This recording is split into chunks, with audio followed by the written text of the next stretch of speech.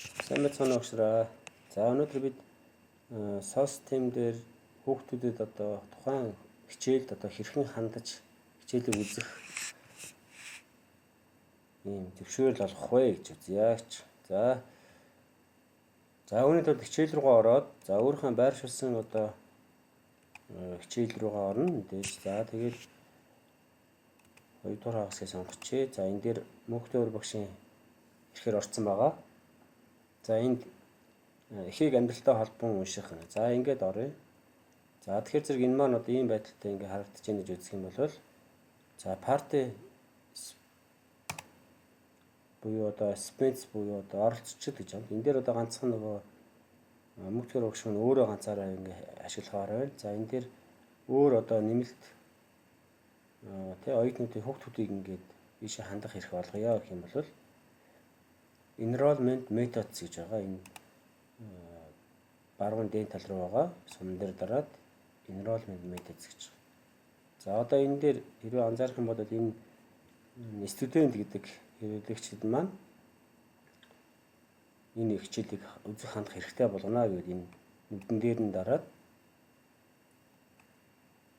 за ингэх юм бол хүүхд маань энэ хичээлийг үзэх боломжтой болно гэх. За хойдлогын settings edit гэдээ дарах юм бол энэ дээр одоо бас нэмэлт тохиолдолд оруулж өгч болно ч. За энэ дээр тухайн юу энийг дарах юм бол enable те start эхлэх цаг өдөр дуусах цаг өдөр гэх өөр нэмэлт тохиолдолд ингэж оруулж өгч болно. Ингэ уншиж байгаа. За одоо буцаад хэлүүлээ дахиад эхнээс нь яваад үзье. За одоо юу вэ? Эхнээс нь буцаад хичээл рүү ороод дахиад ороод үзье. Дунд анги, 6 дугаар анги. За монгол хэл бичих одоо монгол хэл рүү орж яваад за 2 дугаар орсон задлж. За цаг хугацааны дарааллыг сонгоод үзье. За цаг хугацааны дараалал руу ороод за participants гэдэг оронгууд энэ дээр дахиад юугаар оруулна? Enrollment methods гэдэг. За энэ дээр одоо юу яцсан бэ те? Нүдийг ингээд нээсэн байна.